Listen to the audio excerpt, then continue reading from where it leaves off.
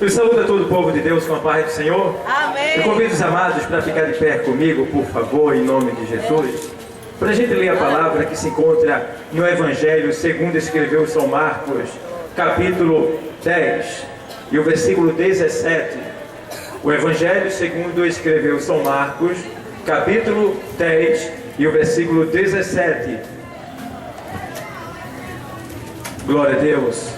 Deus está presente nesse lugar. É verdade. Tá? Você pode não estar vendo nada, tá? Mas se você pudesse ver com os olhos da fé o que está acontecendo nos corações em volta, você estaria dando salto, pulo de glória e aleluia nessa tarde, porque eu sinto a presença de Deus neste lugar. Amém?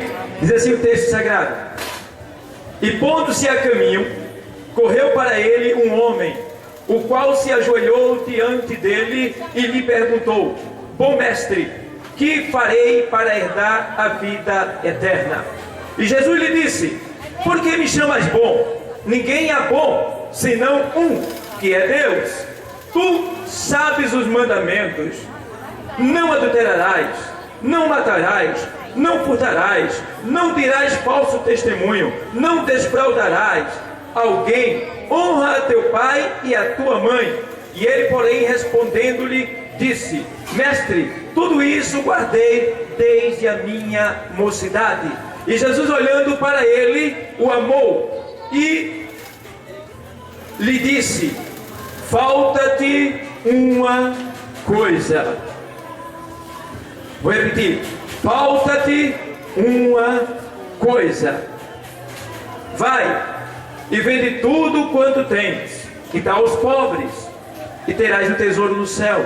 E vem e segue-me.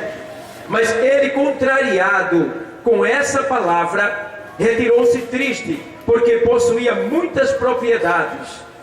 Então Jesus, olhando ao redor, disse aos seus discípulos: quão dificilmente entrarão no reino de Deus os que têm riquezas. Amém? Amém. Deus, muito obrigado por esta palavra. Senhor, fale aos nossos corações, fala ao coração dos ouvintes da rádio nesse momento, meu Deus.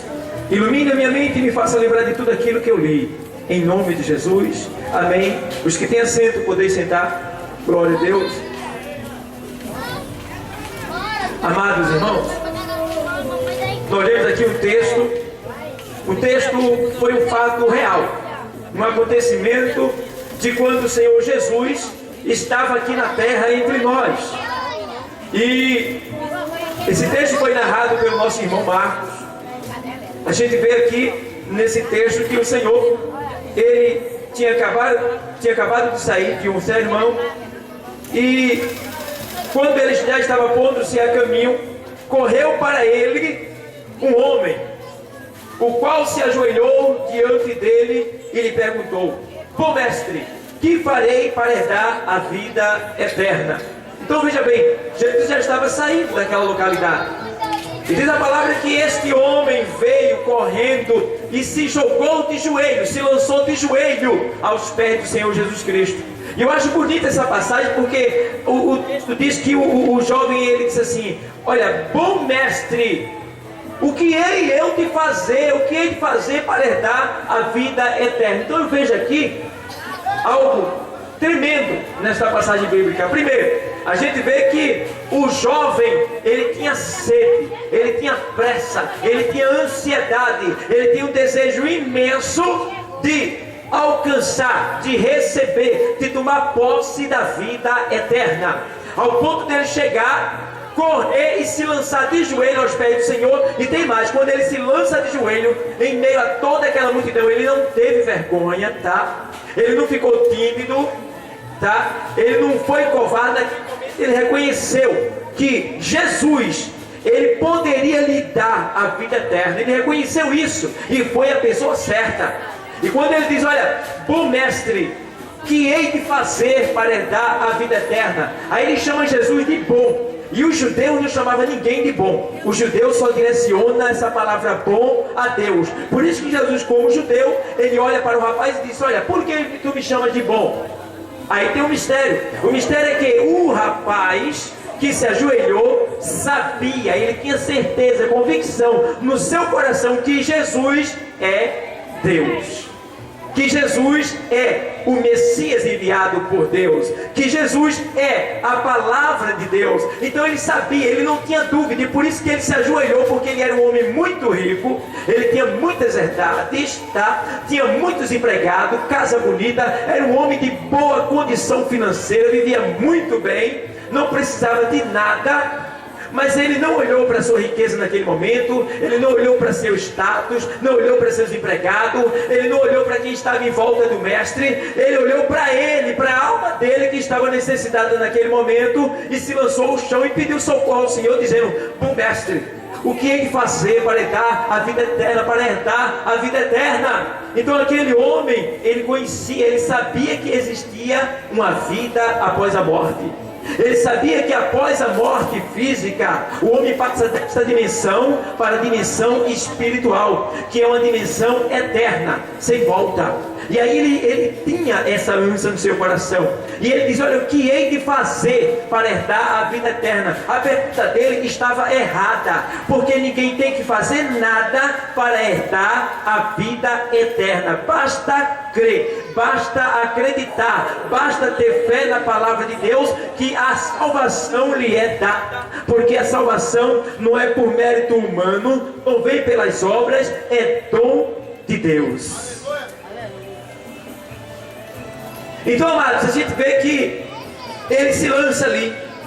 A pergunta dele estava errada, porque ninguém precisa fazer nenhum esforço físico para herdar a salvação, para herdar a vida eterna. Basta ouvir a palavra, acreditar e confessar. Lá em Romanos 9, lá no capítulo 9, no 10 lá, diz que se com o teu coração creres e com a tua boca confessares, serás salvo. Então, basta crer com o coração e confessar com a sua boca, e você será salvo. Então, a gente vê aqui, e diz assim o texto, e Jesus lhe disse: por que me chamas bom? Ninguém há bom, senão um que é Deus. Certo? Aí o Senhor agora, olhando para ele, diz: tu sabes os mandamentos? Tu sabes os mandamentos? E aí o Senhor diz para ele: não adulterarás, era um dos mandamentos.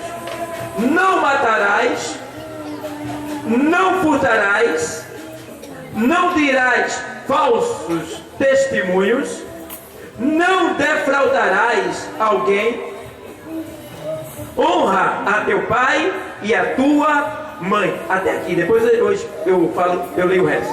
Então até aqui a gente vê que o Senhor olha para ele e diz: olha, tu sabes os mandamentos.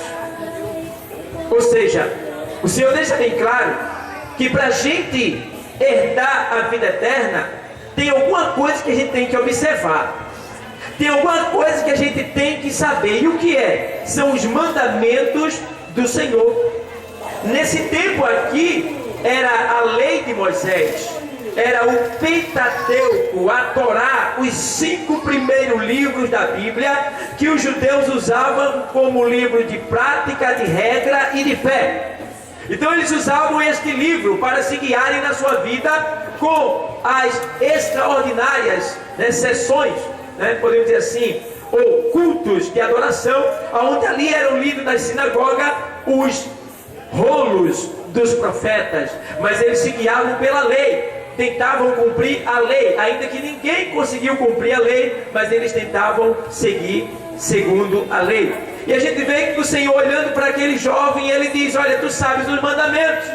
Então a gente precisa saber os mandamentos. Naquele tempo era a Torá, o Pentateuco, a lei. Mas hoje é a Bíblia Sagrada, hoje é o Novo Testamento, hoje é a doutrina de Cristo que nós aprendemos aqui na Palavra de Deus. Não é a doutrina do homem, é a doutrina de Cristo, a doutrina dos apóstolos. Então, amados, a gente vê aqui que o Senhor diz para ele bem claro: tu sabes os mandamentos, não adulterarás. Vê bem onde o Senhor toca logo: não adulterarás. E aí eu vejo aqui, amado, eu posso dizer para você que dentro da Bíblia, eu posso explicar para você aqui duas partes dessa palavra adultério. Existe o adultério espiritual e existe o adultério físico, literalmente falando. O adultério literal é esse que a gente conhece, que eu ouvi falar, que é quando um homem ou uma mulher é casado e ele vai e arruma outra pessoa fora do seu casamento, que se chama-se uma relação extraconjugal, e ali ele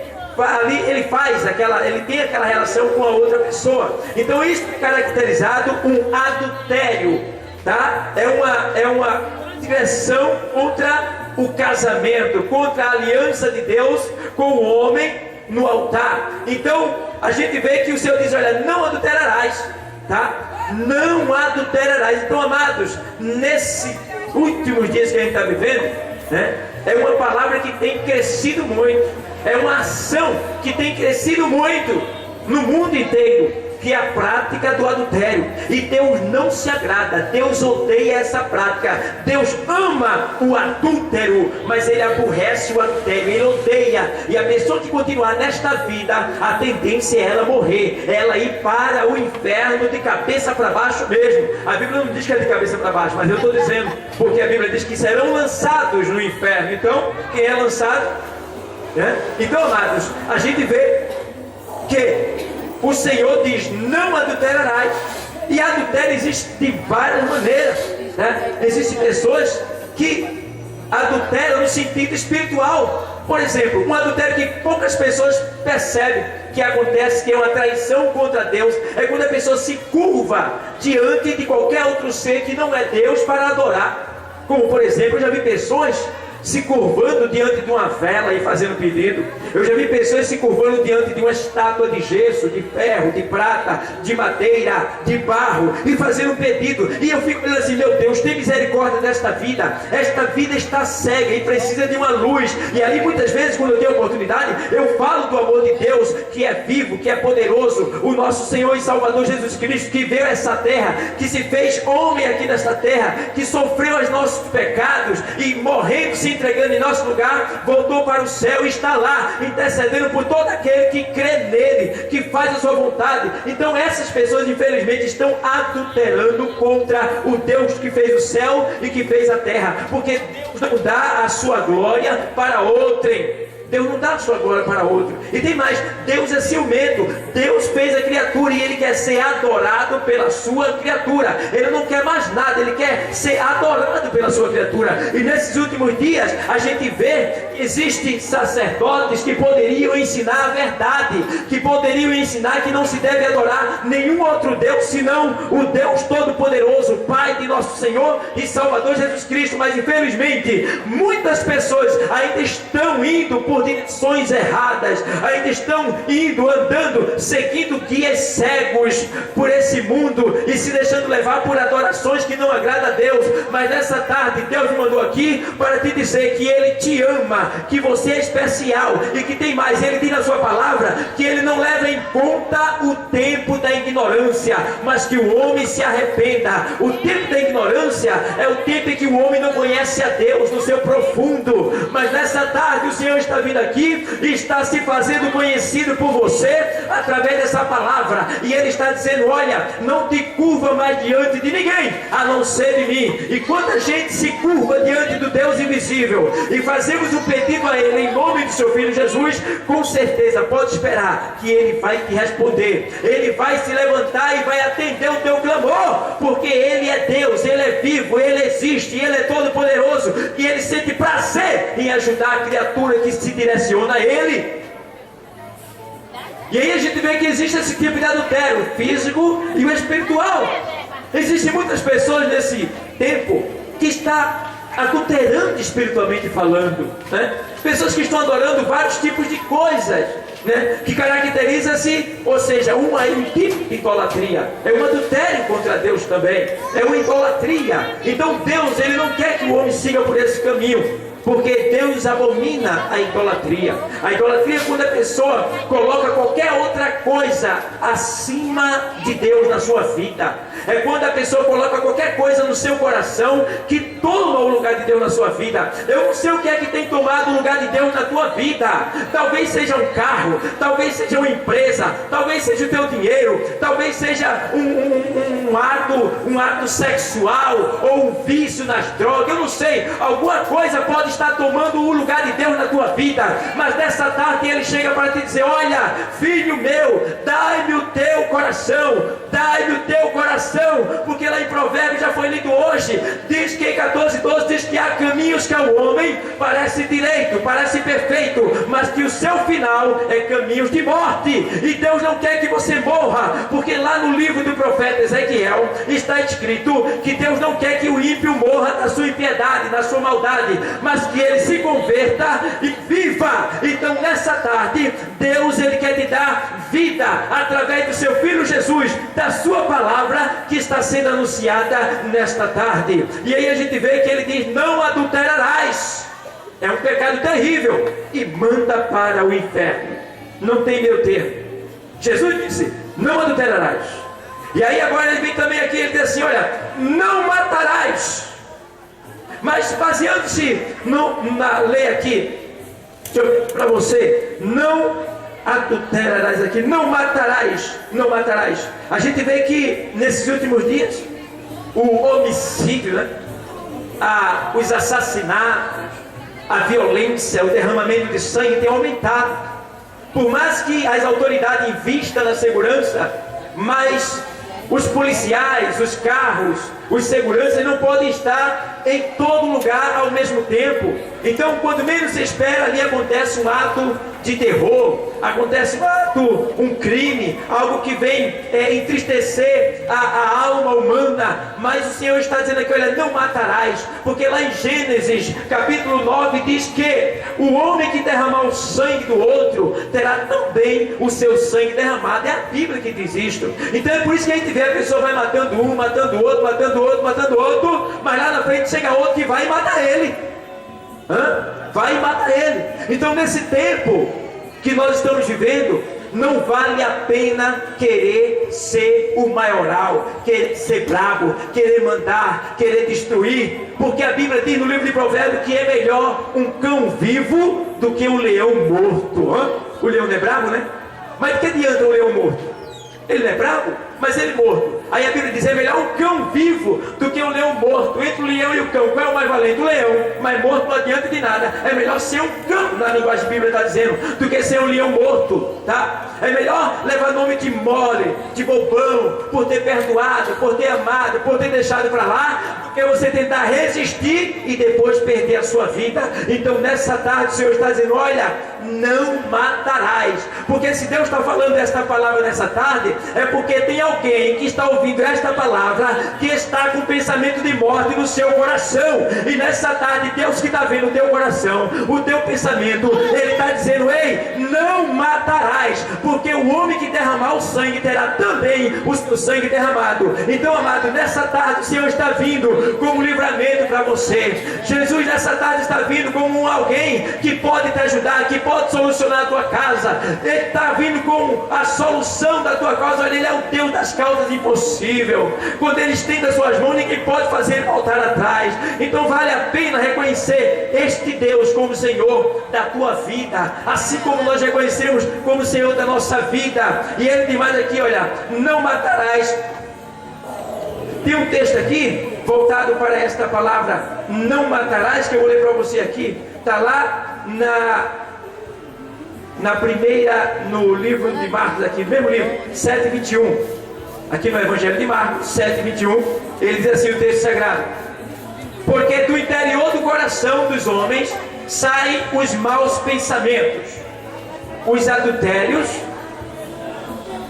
as prostituições e os homicídios, Está dizendo que é do coração do homem que sai. Ou seja, é o pensamento, são as intenções ocultas que ninguém vê, mas que Deus vê. E aí ele está dizendo aqui na sua palavra: olha, sai dessa. Ainda na primeira epístola do apóstolo João 3:15, eu vou ler para você aqui, na primeira epístola do apóstolo João 3:15, tem um texto sagrado que diz exatamente assim. Vou ler para você. Diz assim, olha: qualquer que aborrece a seu irmão é homicida, e vós sabeis que nenhum homicida tem permanente nele a vida eterna. Matador, tá? E tem mais, matar para Deus não é só enfiar a faca, não é só dar um tiro, não é só deixar o corpo da pessoa caído ali no chão, não. Matar para Deus é quando eu odeio alguém que está do meu lado. Isso aí você está matando a pessoa. É quando eu provoco o mal, eu quero ver a destruição daquela pessoa, eu estou matando aquela pessoa. E aí o Senhor está dizendo: olha, se a pessoa age dessa maneira, a pessoa é um homicida. E se ela é um homicida, ela não tem nela a vida eterna. Então, amado, seja como este jovem. Ele buscou o Senhor, ele buscou a vida eterna, e nessa tarde o Senhor está aqui com a vida eterna para te entregar. Se você crer, se você se entregar, se você reconhecer que o Senhor é Deus, Ele vai te conceder o privilégio da vida eterna. Porque vida eterna só existe uma, né?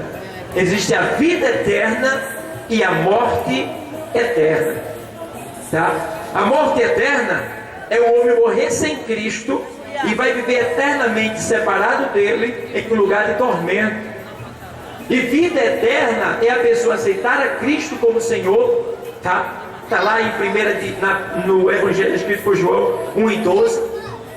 A pessoa recebe a Cristo e recebe a dádiva, a graça, o presente da vida eterna, e vai viver com Cristo eternamente. Então é esse presente que Deus Ele está trazendo nessa tarde para você.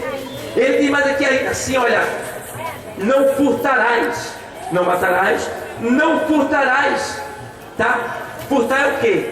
É roubar também, tá? Deus não se agrada daquele que vive roubando, agindo com desonestidade, né? A gente vê que existem pessoas que vivem a vida assim, enganando as pessoas, achando que está levando proveito, que está tirando proveito. Mas a Bíblia diz que os enganadores vão de mal a pior, enganando e sendo enganado. Então, se você está enganando, o Senhor está dizendo que você vai ser enganado. E o engano que vai ser cometido com você vai ser pior do que aquele que você já cometeu com outras pessoas. Então, amados, nessa tarde o Senhor está dizendo para que você venha se converter dos seus maus caminhos. Eu não te conheço, tá? O pregador não te conhece. Eu não sei onde você está, mas você sabe que Deus está falando com você. Você sabe que você é muito precioso, você é muito especial, você tem muito valor. Agora você precisa reconhecer Jesus como Deus, como esse jovem reconheceu. Porque eu acho interessante que a Bíblia diz em João 3,16 que Deus amou o mundo de tal maneira que deu o seu Filho unigênito, de único, gênito de gerado, ou seja, Deus só tem um filho, tá? Nem pensa que tu é filho de Deus. A gente se torna filho de Deus por adoção quando recebe a Cristo como Salvador. Deus só tem um filho, que é Jesus Cristo, tá? E ele diz assim, olha, seu Filho unigênito, para que todo aquele que nele crê, vou repetir, todo aquele que nele crê, tenha a vida, não pereça, mas tenha a vida eterna. Então, o sacrifício de Cristo, ele só vai valer para quem acreditar nele e aceitar ele como Salvador, tá? Não é que Jesus morreu na cruz por toda a humanidade, foi por todo aquele que nele crê. Então, se não crê, o sacrifício de Cristo não vai valer para você. Você está perdido, com acúmulo de pecado, e se morrer nessa situação, tua situação não vai ser muito boa, não. Então, para que todo aquele que nele crê não morra, mas tenha a vida eterna. O jovem foi ao Senhor, ele acreditava que o Senhor, ele poderia lhe dar a vida eterna, mas o jovem, ele não creu na palavra que Jesus entregou para ele, porque mesmo depois Jesus disse assim: olha, não adulterarás, não matarás, não furtarás, não dirás falso testemunho, honra teu pai e a tua mãe. Ele disse: ah, tudo isso aí eu tenho feito, então eu estou na boa. Mas aí, Senhor, tudo isso eu tenho feito desde a minha mocidade. Porque tem gente que pensa que porque lê a Bíblia, dá uma esmola, ajuda A, ajuda B, nunca matou, nunca roubou, não fuma, não bebe, aí a pessoa acha: não, eu sou santo, se eu morrer eu vou para o céu. Eu também achava assim, tá? Nunca tinha matado, nunca tinha roubado, nunca tinha fumado, nunca tinha bebido. As pessoas perguntavam para mim: se tu morrer, quando eu dizia assim, eu acho que eu vou para o céu, mas eu dizia eu acho. E a palavra eu acho é uma palavra esperando tradução. Eu não tinha certeza, mas hoje eu tenho certeza que se meu corpo tombar aqui agora, ele desce a sepultura, mas a minha alma vai para a glória, porque é uma promessa de Deus para todo aquele que nele crê. Então eu preciso crer. E o crer na linguagem grega não é como a gente crê aqui, porque tem gente que diz assim: ah, irmão, eu tenho Jesus no meu coração desde que nasci. Aí infelizmente eu tenho que dizer: é mentira, porque ninguém nasce com Deus. A Bíblia diz que todos pecaram e destituídos estão da glória de Deus. Ninguém nasce com Deus não, porque a gente já nasce mortos em ofensa e pecado. Não adianta querer que é santinho desde que nasceu não, porque não é. Agora, enquanto a pessoa está no estágio da inocência, que é o período em que a pessoa nasce, é bebezinho, até o estágio da consciência, que é quando a pessoa sai da inocência e começa a entender e se decide na sua vida, aí passa a contar dali. Período da inocência, se morrer a criança, salva. Mas depois do período da inocência, quando atinge o estágio da consciência, aí fica por conta do homem. O homem que escolhe. Então, o texto está dizendo que crê. Então o crer na linguagem bíblica e grega não é como a gente tem na nossa cultura brasileira. Ai, mas eu acredito. Aí eu digo assim: no grego bíblico, acreditar é fazer aquilo que lhe foi mandado. Então vem bem, você diz que tem Jesus no seu coração, você faz a vontade dele? Faz? Você já o aceitou como Salvador? Você está congregando? Você está patrocinando o crescimento do reino de Deus? E aí a pessoa fica em dúvida. Então, meu amigo, crer não é isso que as pessoas dizem com a boca, não. Porque Abraão, ele creu, mas deu uma prova com ação, tá? Deus também, ele deu uma palavra de salvação, mas não ficou só na sua palavra não. Ele mandou o seu filho vir a este mundo. Então a gente não vive só de palavra não, a gente vive de ações também. Então se eu digo que creio em Deus, eu tenho que mostrar que creio. Como? Com as minhas obras. E quais são as obras? O Senhor diz lá em João, Evangelho 12 e 25, 26, ele diz: olha, se alguém me serve, siga-me. E onde eu estiver, ali estará também o meu servo. E se alguém me servir, meu Pai o honrará. Vê que palavra? Então, amados, ele está dizendo: se alguém me serve, siga-me. Aí Jesus diz lá em João 8 e 12: eu sou a luz do mundo. Quem me segue não andará em trevas.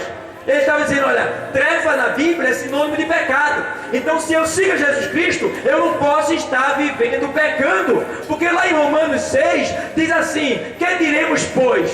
Permaneceremos no pecado para que a graça seja mais abundante? De maneira nenhuma, de modo nenhum. Nós que fomos libertos do pecado, como pois novamente tornaríamos a fazer ele? De maneira nenhuma.